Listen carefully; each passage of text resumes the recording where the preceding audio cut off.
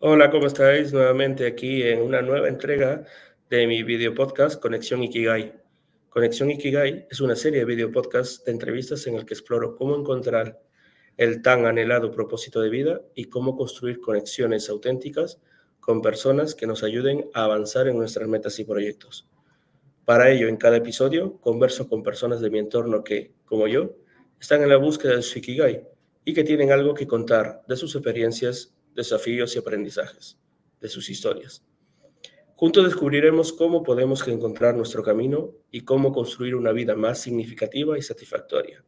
Si estás buscando inspiración y motivación para encontrar tu propósito y conectar con personas auténticas en tu vida personal y profesional, esto es para ti. El día de hoy continuamos la temporada 2, ¿no? Que iniciamos con el capítulo anterior, y esta vez tengo el agrado de estar con una persona o poder conversar con una persona que conozco desde hace mucho tiempo. Cuando nos conocimos fue en un grupo de voluntariado que era para el desarrollo social. Él es un gestor de proyectos de innovación con más de 15 años de experiencia en el sector de la sostenibilidad y el cambio climático. Su misión es contribuir al desarrollo de soluciones innovadoras que mejoren el medio ambiente, la calidad de la vida de personas, utilizando las tecnologías de la información geográfica y modelización ecológica. Aunque actualmente trabaja en diferentes organizaciones, está especialmente vinculado a un think tank de la Comisión Europea, una empresa de conservación y turismo sostenible, y como formador en universidades y centros de estudios en sostenibilidad. Hoy tengo el agrado de conversar con un amigo de hace mucho tiempo que es Isaac Pozo. Bienvenido, Isaac. Hola Luis, Gracias ¿qué por tal? estar aquí. ¿Qué tal? Bienvenido, muchas gracias. Oye, primero, gracias por aceptar esta entrevista que hace tiempo teníamos planificada y hemos, por una u otra razón, nos ha podido cuadrar, pero ya estamos aquí. Nosotros nos conocemos desde hace mucho, en muchos foros, en muchas situaciones. Ahora estamos aquí entrevistándonos, luego en la semana nos veremos en algún evento, luego también en otros foros. Nosotros nos conocimos en el ámbito de la gestión de proyectos, ¿no? Ese fue nuestro nexo de unión. Es la gestión de proyectos, y ahora que te he presentado que tú estás tratando temas de cambio climático, sostenibilidad, ¿cómo se vincula? O sea, ahora estamos con el tema de sostenibilidad y cambio climático, pero ¿cómo un gestor de proyectos o cómo la gestión de proyectos puede llegar a ser sostenible? Bueno, pues yo empecé la gestión de proyectos de una forma un poco distinta. Yo estaba haciendo un doctorado en efectos del cambio climático sobre la biodiversidad en el CSIC, que esto, como parece, no tiene absolutamente nada que ver con el concepto que yo tenía de gestión de proyectos, de la parte empresarial. Pero poco a poco me di cuenta que al final que la investigación va de mantener un presupuesto dentro de unos márgenes, llegar a tiempos y no pasarte, conseguir objetivos. Al final hablamos de la triple restricción, tiempo, presupuesto y alcance. Poco a poco fui viendo un poco de qué iba la cosa y al final acabé encontrando PMI y me di cuenta que llevaba haciendo eso de una forma mucho más desorganizada, pero que al final en campos tan raros o tan no me gustan las palabras modernas, tan resilientes o tan inestables como la innovación. Cuantas más cosas consigas llevar a tierra, cuantas más patas puedas poner a la mesa, más fácil será conseguir que vaya a buen puerto. Con lo cual, aunque parezca un poco raro, la gestión de proyectos tiene mucho sentido en innovación. Es un poco difícil, es un poco más complicada que la gestión de un proyecto normal, pero las herramientas son las mismas y están muy bien probadas y tienes que adaptar la mayoría de ellas. Es verdad que trabajas con gente que tiene otras culturas distintas y otras formas, pero al final es una cuestión de hablar con todos. Esto es lo del gestor de proyectos, tirarse mucho tiempo hablando. Yo a lo mejor no le puedo pedir a alguien cuál es tu KPI de esto o cuál es tu indicador de esto, pero se le puede preguntar de otra manera y conseguir que mi tabla de riesgos o mi plan de riesgos funcione. Sí, a ver, tú has comentado ahora mismo varios puntos interesantes, ¿no? La gestión de proyectos, aunque nace de alguna forma de proyectos que llamemos, como a veces nos llaman, proyectos estáticos o proyectos que de alguna manera van en contra de la idea de la innovación, es necesario, ¿no? Es necesario contemplar los dos mundos. Yo creo que metodológicamente ha habido un mare magnum de cosas nuevas que han salido y dentro de ese caos todavía estamos ordenándonos. En este sentido, ¿tú cómo crees que aporta la gestión de proyectos a sostenibilidad y sobre todo a esta, no le llamemos corriente, ¿vale? De cambio climático, una realidad, ¿no? Aunque es una realidad el cambio climático, aunque muchos no lo quieran ver, ¿vale? ¿Cómo se aporta desde la gestión de proyectos o cómo un gestor de proyectos podría aportar algo contra esa realidad, ¿no? O para tener en cuenta qué está aportando en esa realidad? Pues mira, lo primero sería la gestión de los interesados, la gestión de stakeholders, porque trabajamos con personas y cualquier decisión que tomemos tenemos que comunicárselo a muchas personas. Pero además trabajamos con datos muy complejos, venimos de trabajar con científicos, que yo he sido uno de ellos, y se nos da mal hablar con la gente, se nos da mal explicar las cosas, pero luego las decisiones acaban afectando a todo el mundo. Entonces, tenemos que traducir un mensaje bastante complejo de un lado, convertirlo al otro, y eso o lo haces con una metodología, lo haces con una tabla de comunicación. No tiene que ser totalmente recto y utilizar la tabla de stakeholders, pero sí que viene bien. Para mí el mapa de stakeholders, por ejemplo, es una cosa muy práctica, porque me sirve para saber a quién tengo que informarle, a quién tengo que entrar más, a quién esto le afecta, aunque yo no me dé cuenta al principio. Y al final, como esto es una cosa que acaba afectando al modo de vida, es mejor tener ese mapeo lo mejor hecho posible. En otras cosas en las que nos puede ayudar, bueno, en gestión de proyectos estamos muy acostumbrados a hablar de riesgos y a hablar de que un proyecto falla y no pasa nada. Cuando estamos haciendo innovación, el fallo es una cosa inherente y es normal que fallen las cosas. Yo siempre digo un poco que aquí no estamos apretando tornillos, con lo cual yo no puedo contar cuántos tornillos aprieto por hora, pero sí que puedo ver cuándo se empieza a desviar la cosa. Entonces, aunque tengo que tener un cierto nivel de dejarlo pasar, o sea, yo no podría utilizar Six Sigma en este tipo de proyectos, o hay una corriente sobre si las tecnologías Agile tienen sentido o no en innovación, simplemente por los tiempos de los sprint. Sí que puedo tener pequeños alarmas o pequeños detalles de cuándo esto se me empieza a ir de las manos y ver cómo tengo que tomar decisiones o no. Sí, aquí, bueno, es cierto, ¿no?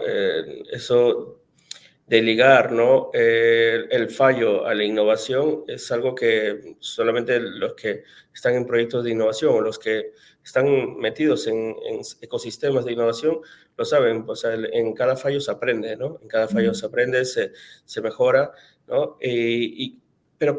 Pero aquí la innovación es cuando tú estás metido creando algo, pero si te viene algo creado desde fuera o impuesto por un organismo como la Comisión Europea, que tú estás muy ligado a ello, ¿no? ¿Cómo es que, por ejemplo, la Comisión Europea dice, oye, para reducir y contribuir con el cambio climático vamos a tener estos reglamentos, estas directrices, ¿no? ¿Cómo se aterriza luego por ejemplo, en determinar zonas de bajas emisiones o poner etiquetas? ¿Hay un proceso en eso cuando se traslada a cada país? ¿Has estado involucrado en alguno de ellos? Sí. La última estaba involucrado en una directiva que sale ahora de restauración del medio natural, que además, pues por mala suerte, porque justo ahora hay un problema con los agricultores que no tiene que ver con esto, que tienen razón en muchas cosas, pero ya están metiéndose en todo, pues ahora está bastante en discusión. Pero estos son procesos de muchos años y procesos en los que se escucha a mucha gente. En los que se escucha la opinión de los científicos, pero también se escucha la opinión de las empresas, de las sociedades, voy a utilizar la palabra lobby, que está muy mal vista, pero de los grupos de presión. Pero cuando hablamos de grupos de presión, hablamos de grupos de presión de empresas, pero también de organizaciones ecologistas, de partidos políticos, de asociaciones, de colegios profesionales. Con todo esto, la Comisión prepara una primera propuesta que envía al Parlamento. El Parlamento Europeo tiene 800, me parece, miembros que están divididos por comisiones. Cada comisión pide el informe de expertos. Yo he tenido que ir alguna vez de experto a hablar sobre un tema muy concreto de una directiva, Entonces, con todo eso se van integrando todas las sensibilidades para llegar a una normativa que a la vez se pasa con los técnicos de cada país. Cada país puede modificar pequeñas cosas que a lo mejor parecen muy lógicas para uno, pero luego para otro no. Y con todo eso se manda a la sociedad que aún así tiene la opción de hacer alegaciones.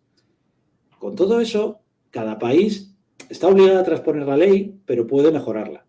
Es decir, es un proceso muy largo en el que puede que solo nos quedemos con la última parte, pero cada detalle, cada cosa se mide mucho. Y además se mide, por ejemplo, lo que hablábamos de las zonas de bajas emisiones. Lo que dice la norma es que cualquier municipio de más de 30.000 habitantes tiene que tener una zona de bajas emisiones. El problema de eso es que si solo te quedas con eso y llegas a un municipio como Coslada, o que si algunos estáis aquí cerca de Madrid, bueno, es el típico municipio de la corona metropolitana en la que está a lo largo de una carretera. No existe un centro como tal, sino que es una cosa alargada.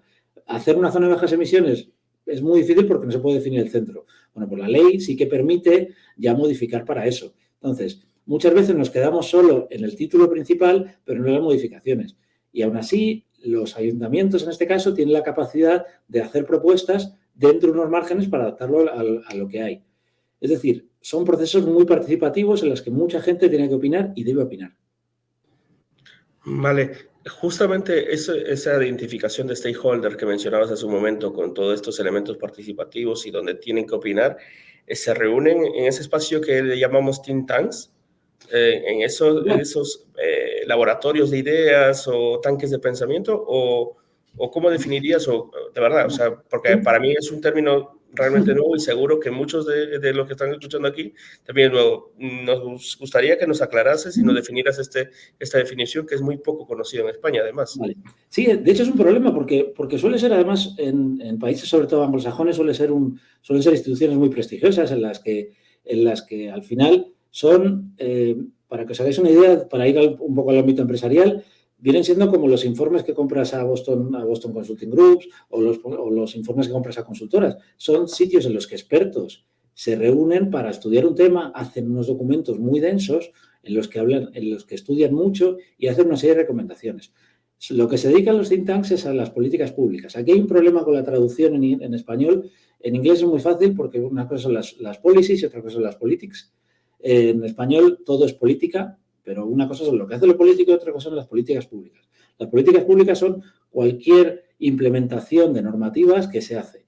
Y para ello lo que se hace es estudiar cómo van a afectar esas políticas a todo. Lo que estábamos hablando, por ejemplo, y no es una cuestión tanto de cambio climático como de emisiones, pero el hecho de cerrar el paso a vehículos con un tipo de etiqueta puede tener unas condiciones ambientales, pero también tiene unas condiciones sociales tremendas, con lo cual no puedes implantarlo en el primer momento, sino que tienes que dar unos márgenes, tienes el peligro de dejar a gente fuera, tienes el peligro de que solo la gente que tenga más dinero pueda hacerlo. Hay historias para no dormir de ese tipo de cosas. Entonces, una de las cosas que hacen los think tanks es advertir, es decir, oiga, que si pasa esto, ustedes pueden hacer esto, pero yo les recomiendo hacer esto.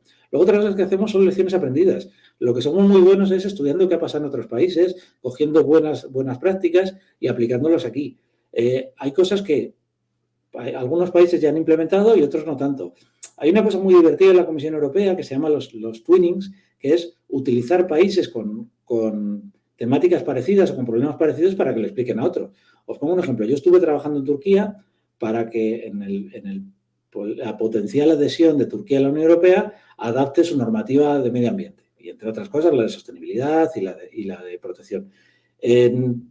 Claro, si tú mandas un experto noruego, pues los ecosistemas noruegos van a ser completamente distintos. Si mandas un experto español, pues ya lo vas a decir, mira, yo tengo los mismos problemas, o sea, yo tengo unas zonas con muy poco agua y ese agua tengo que repartirla de una manera equitativa entre los agricultores, entre los hoteles, para las piscinas y mantenerlo para el medio ambiente. Si yo le mando un experto nórdico, probablemente sepa hacerlo, pero si le mando a alguien que haya tenido ese problema ya, por lo menos pueden identificar buenas prácticas que hayan funcionado en un lado y en otro. Vale, claro, totalmente. Oye, ¿y por qué crees que en España es tan poco conocido el término de los think tanks? Al igual que el término de startup llegó un poco retrasado y todo este tema de incubadoras, lanzaderas, tuvo aunque llegó un pelín tarde, el término think tanks no se termina de aterrizar en España. Es por la cultura que tenemos nosotros, ese tema de política social o política pública, que lo mezclamos todo con política. No, yo creo que tenemos algo bueno, es que tenemos unas universidades muy buenas y muy potentes que hacen muchas cosas. O sea, tenemos un sistema de universidades públicas o públicas más las privadas que son muy buenas y que cubren muchísimo. Y mientras en los países anglosajones las universidades son máquinas de producción de trabajadores muy buenos y luego hay unas poquitas que hacen investigación, aquí hasta la universidad más pequeña hace investigación, con lo cual tenemos que en sitios muy pequeños se hacen cosas muy grandes. Entonces, no es un problema, es un problema de superespecialización. Es verdad que es más fácil cuando te dedicas solo a una cosa y que si una universidad tiene que hacer tantas cosas, al final acaban compitiendo por recursos. Yo antes de trabajar en el think tank, trabajaba en el CSIC. El CSIC es el mayor productor de ciencia en España, pero tiene problemas porque es una máquina enorme y porque tiene unas burocracias enormes y porque tiene unas inercias enormes, pero es que no había otra forma de hacerlo. Entonces, no es un problema, sino que es otra forma de hacer las cosas. O sea, yo muchas veces no creo que ni la cultura española sea peor ni mejor que la anglosajona. Tenemos otra forma de hacer las cosas, pero partiendo de donde partimos, hacemos muchas cosas que los mismos anglosajones no hacen. Entonces, bueno, es distinto. Con el cambio climático se han hecho muchos reportes e informes. Uno de ellos, de PricewaterhouseCoopers, comentaba que el 65% de deseos ven que el cambio climático sí es una realidad y que afectarán a sus operaciones en los próximos 12 meses. ¿Tú has aterrizado este informe o has trabajado con este informe? ¿Cómo puede impactar inclusive en España? Sí, esto es una de las cosas que a veces nos planteamos que el cambio climático solo nos va a afectar, pues que va a hacer más calor en casa o que en las vacaciones o que la agricultura. Pero en el fondo, todas las empresas se van a ver afectadas, o bien sea ellos directamente, o bien sea su cadena de suministro o su cadena hacia abajo. Es decir, por poner cuatro datos tontos, o sea, si hablamos del mundo de la construcción, se calcula que para 2030 se perderá el 19% de las horas de trabajo. En la agricultura hablamos de más del 60%. La productividad laboral, cuando llegamos a 30 grados, se pierde el 50% de la capacidad. O sea, el calor nos vuelve tontos. Pero es que además tienes muchísimos gastos. El simple hecho de que hay una ola de calor hace que tengamos que estar climatizando las mismas oficinas o las fábricas. Y no todo está preparado para eso. Y además, no estamos preparados para estar constantemente refrigerando. Quiero decir, parece una tontería, pero se pequeños detalles que al final acaban afectando. Mirad, ahora mismo tenemos un calentamiento de alrededor de 1,48 grados durante el año 2023. Se calcula que si llegamos a 2 grados, directamente no tiene solución. O sea, directamente los cambios van a ser tan grandes que no podemos hacer. Pero es que hace 2 años estábamos en 1,20 y pico. Estamos subiendo 0,1 cada 2 años. Es una barbaridad. Cada año hay récords mensuales por oleadas a empresas. No estamos hablando de países que, con todos los respetos, tengan mayores problemas. Es que en Florida, las aseguradoras, y tú, Luis, creo que trabajas en una aseguradora, están retirándose de la zona de Florida, que no es una zona precisamente pobre, por la cantidad de huracanes que está pasando. O sea, ya no les salen las cuentas. Yeah. Por suerte en España tenemos un clima bastante aburrido, pero fijaros que en el mes de septiembre tuvimos una dana que en Madrid, que está lejísimos de cualquier playa, murieron 2 personas en Villamanta. O sea, es decir, estamos en cosas en las que no estamos acostumbrados y lo vamos a tener aquí cada 2 por 3. Lo mismo te digo para las empresas. O sea, cuando tus materiales están viniendo cada vez de sitios más lejanos y al final puedes tener un gran evento que te paralice uno de los canales de distribución, ¿qué vas a hacer? Claro. Sí, totalmente de acuerdo. Oye, sí, es inherente que no solamente el cambio climático, como tú dices, es lo que se ve en las noticias o en los noticieros. Que vamos a quedarnos sin agua o vamos a tener muchos problemas de agricultura, el deshielo, Sí. La afectación a la polución por la liberación de carbón atrapado en el hielo, ¿no? O sea, eso está en la corriente. Pero sí es bien cierto cómo es el impacto, ya no solamente en la sociedad directa, sino en la empresarial, de donde luego se mueve el motor económico de cada país, ¿no? Claro, O sea, y es ahí donde las implicaciones de los países debería ser mayor, porque al final el motor económico, si se ve afectado, el Producto Interior Bruto se ve afectado y también la masa de empleo también se puede ver afectada, ¿no? Claro, y además luego hay cuestiones de seguridad. O sea, hay un estudio que dice que la primera guerra siria tuvo que ver mucho con una sequía que hubo 4 años antes que forzó a la población a moverse en las ciudades. En España no tenemos tanto problema, pero un poquito más abajo tenemos toda la zona del Sahel que está en una situación muy precaria. Si la mayoría de la gente que vive de la agricultura en la zona de Senegambia empieza a tener problemas, con todo es normal que intenten emigrar hacia arriba. ¿Qué vamos a hacer? ¿Cómo vamos a parar eso? ¿O los vamos a dejar allí y nosotros vamos a estar muy bien, ellos no? Es una fuente de radicalización, es una fuente de problemas que puede que no pase. Y ojalá, de verdad, que hay siempre, yo siempre vuelvo a lo mismo. Quizá algunas de las medidas que estamos tomando sean muy extremas. Quizá no sea para tanto. O quizá mañana encontremos una forma de energía. Ojalá nos equivoquemos. Ojalá que alguien haya tenido que comprarse un coche híbrido o no haya podido coger un avión para ir a 2 horas y media sea el mayor problema que hay. Yo pediré disculpas encantado. El problema es el coste de no hacer nada. Sí, la inacción, ¿no? El coste de la inacción muchas veces es mucho mayor que tener una acción y equivocarte.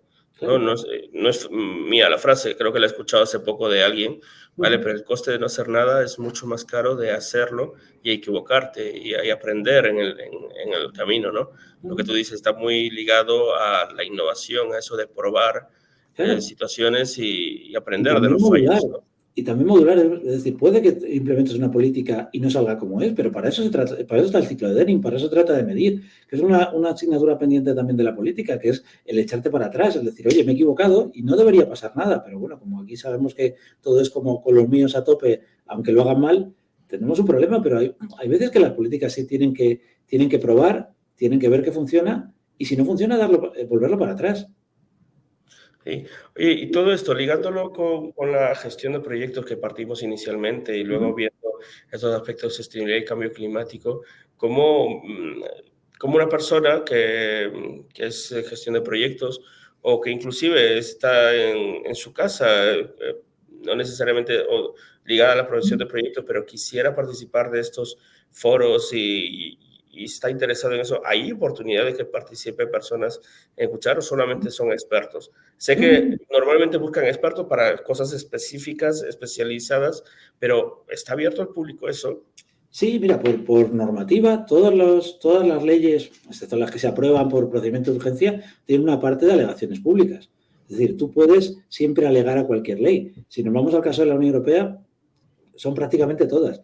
Es cierto que tiene unos mecanismos, es cierto que es que la palabra está muy mal, muy denostada, pero si es lo mismo que hablábamos con startups y demás, es la palabra lobby, que es un grupo de presión. O sea, tú puedes unirte con otras personas y hacerles saber a tus políticos, oye, esto me afecta de esta manera. El ejemplo lo tenemos en los agricultores que lo han hecho muy bien ahora mismo, que han ido directamente a Europa a decir, oye, tengo estos problemas, tengo esto, y están haciendo cambios. Ha habido otros que han hecho otras cosas que no se debe, pero lo que me refiero es que se puede y que lo que pasa es que sí que tienes que estar organizado. Ahora mismo ha habido una asociación de mujeres en Suecia, creo que ha sido, que ha conseguido que el Tribunal de la Unión Europea, no me sé muy bien aquí los nombres, denuncie o condene al pueblo, al gobierno sueco por no hacer más por el cambio climático. Es simplemente una de estas sentencias que es una noticia, pero bueno, el final es, si algo me afecta, puedo unirme, puedo prepararme. Evidentemente no puedo llegar y decir, está todo mal. O sea, prepárenos por qué y adelante, se puede hacer. Vale, pues es muy interesante ese punto de vista o esa información que nos das, porque al final yo creo que habrá más de un interesado que diga, oye, ¿yo cómo puedo colaborar y tal, no? Pero bueno, sí. Lo puedes hacer desde algo muy pequeño como es tu asociación de vecinos, es decir, el asociacionismo, y aquí, bueno, tú y yo hemos estado en esto con asociaciones muy pequeñitas, con ONGs muy pequeñas, que hacen proyectos muy pequeños, pero es que esos proyectos muy pequeños a veces tienen un impacto mucho mayor. Entonces, muchas veces la primera parte es aburrida y hay que hacerla, que es aprender, es leer mucho, es leer todo, incluso leer lo que te resulta incómodo. Es decir, ahora mismo, bueno, pues el cambio climático hay mucha gente que lo mete desde una parte política, eso no podemos hacerlo, o sea, no podemos evitarlo, pero tienes que leer lo que te gusta y lo que no. y tienes que leer y profundizar y entender todas las partes. Y una vez que entiendes todas las partes, es hacer una propuesta que le vaya bien a todas las partes. Un buen político, y aquí podemos hablar de si hay buenos o no hay malos, tiene que estar todo el tiempo atento no solo al que le propone, sino a lo que afecta en eso. Entonces, si tú quieres participar en algo de esto, es decir, oye, yo quiero hacer esto, pero las consecuencias son esta, esta y esta. Sí, totalmente. Bueno, por dar algún dato más de Isaac, su película favorita, bueno, siempre ve que es una pregunta trampa, ¿vale? Sí. Así que depende del qué estado anímico. Aquí no lo he podido coger con una película, no se ha mojado, ¿vale? Pero bueno, es de sagas.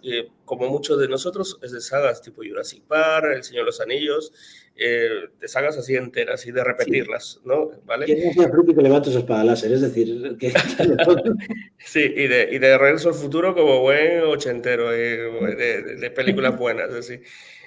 Bueno, The Office es tu serie favorita, tanto que la ves por ya tercera vez, me parece, Sí, ¿no? bueno, esos son de estas series, son series cortitas y son series que al final te cuentan mucho el día a día. O sea, están muy bien hechas Sí, porque al final lo que más te gusta de la gente son las pequeñas historias. O sea, yo de correcto. verdad colecciono pequeñas historias. Está muy bien y ver una historia, una serie. Ahora estoy viendo Fallout y sí, es chulísimo pero al final lo que más reconoces es eso. Y cuando ves un comportamiento parecido, dices, sí, ese es como Dwight. Sí, sí, sí, totalmente. Yo también me he visto muchos capítulos y es más, en algunas formaciones también cojo gags de The Office y son chulas porque son cosas anodinas, pero que entre la broma y la ironía se dicen muchas cosas también, y está bien.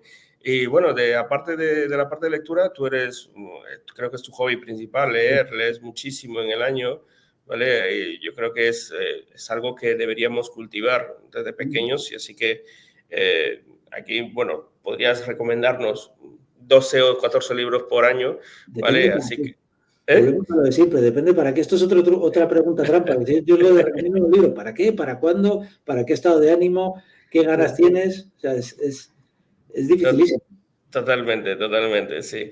Y bueno, a ver, aquí creo que la comida favorita, el chuletón Sí, y lo que más aprecias en las personas, en las pequeñas historias, lo que tú has comentado, sí. que te pueden contar y que les hacen diferentes, ¿no? Mm. ¿Vale? Bueno, hay una cosa que siempre me gusta comentar y es el tema de la frase, ¿no? O sea, la frase siempre, cuando pongo esta pregunta es, ¿por qué la has puesto? En qué pensabas? Y si te ha acompañado durante muchos estadios de tu vida, ¿no? Sí, a ver, lo primero es, cuando haces un doctorado te vuelves tonto, ¿vale? Eres la élite intelectual, y encima tienes 25 años, con lo cual imagínate. Entonces hay una parte que la que tienes que currártelo a ti mismo para no volverte un tío insoportable. Pero y luego, sobre todo, tienes que entender cuáles son las motivaciones de la gente. Entonces, puede que yo sea muy ecologista y quiera cambiar todo, pero entiendo perfectamente a alguien que dice, oye, yo necesito el coche para llevar a mis hijos al colegio. A lo mejor no necesitas un coche de 3 toneladas para llevarlos cerca y a lo mejor puedes apañarte compartiendo coche o llevando uno más pequeño. No lo sé, no, pero es lo que te digo. No todo es blanco o negro. Entonces, hay que entender el porqué de cada uno, el cuándo, y con eso ya podés hablar con ellos. Eso sí, si luego se centra en una cosa y no esto, tampoco es cuestión de dejarle a todo el mundo, pero por lo menos entender cuáles son sus circunstancias. Sí, totalmente de acuerdo. Yo creo que para entender todos los puntos de vista tienes que ser como en el cine, ¿no? El que pone la película y el que ve cómo el espectador ve la película, ¿no? O sea, yo creo que es una parte importante, y no solamente para entender lo que tú haces desde el trabajo, sino cualquier situación, ¿no? Que estés, ¿vale? Otra pregunta que me gusta ahí indagar para ver cómo es el comportamiento, porque tengo una vena psicoanalista, ¿no? Que me dicen, ¿no? Vale, que es la mochila. La mochila, ¿por qué metes estos tres objetos? Bueno, aquí tiene truco y es que yo sí he estado, no en islas desiertas, pero yo sí en el doctorado he hecho expediciones en selva y yo he estado 4 o 5 días con un machete por medio en Madagascar, en Bolivia, en una serie de sitios. Entonces, esto es muy práctico. O sea, sí, estaría muy bien llevarme un libro de poesía para esto, pero si quiero saber qué comer esto estando mucho tiempo, o qué poder utilizar como medicina, necesito un libro de botánica. Hay una historia de un chalao, no tiene otro nombre, de Chris Hadfield, que hay una película sobre ello que se llama En tierras salvajes, que es un tío que decide irse a Alaska a vivir en tierras salvajes y palma porque no sabe botánica y se queda sin comida y empieza a comer cualquier cosa y que confunde unos guisantes con otra cosa que lo mata. El cuchillo y machete, pues porque se puede hacer cualquier cosa sobre ello, y pedernal porque es muy bonito lo intentar hacer fuego moviendo 2 palos, pero no sé si lo he probado alguna vez, pero es imposible. Entonces, sí, yo lo he probado y no me ha salido, también en los Boy Scouts. Entonces, pues eso, al final el fuego es lo que te va a salvar y te va a permitir cocinar, potabilizar agua, etcétera, etcétera. Entonces, sé que es muy ingenieril, pero es que en el fondo es lo que funciona. Sí, sí, totalmente. A ver, me parecen bastante útiles. El libro de botánica, no sé, yo también soy muy difícil de... Veo una hoja y me parecen todas iguales, ¿sabes? O sea, también te digo, o sea, me perdería un poco con el libro de botánica. Oye, bueno, oye... Porque no tienes otra cosa, o sea, no tienes tele, con lo cual, si solo tienes eso para leer, no te preocupes que te vas a fijar en todo. Sí, sí, sí, totalmente. Oye, yo te agradezco este tiempo.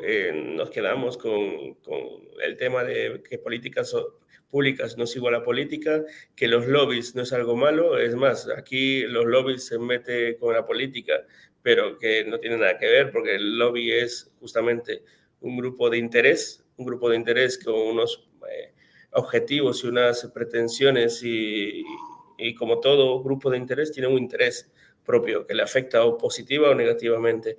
Y luego también con los think tanks o los tanques de pensamiento, que a ver si se comienza a popularizar. Y sería interesante porque animaría todo este ecosistema de innovación y de emprendimiento y sobre todo la masa crítica de pensar, que yo creo que con tanta cosa y con tanto streaming y con tanta tecnología nos llega a desplazar, ¿no? Bueno, oye, Isaac. Encantado, es un placer.